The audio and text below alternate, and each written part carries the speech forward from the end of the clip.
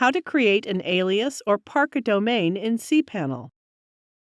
Before parking a domain, you need to update the name server of your domain you want to park to your main domain name server. Parked domains or domain aliases make your website available from another domain name. Now let's learn how to park a domain. Scroll down to the Domains section and click Aliases. Now enter the name of the domain you want to park in the input box and click the Add Domain button. That's it. We have successfully created the alias or parked the domain. Now click the Go Back button and see the created alias. Here it is. Thank you for watching.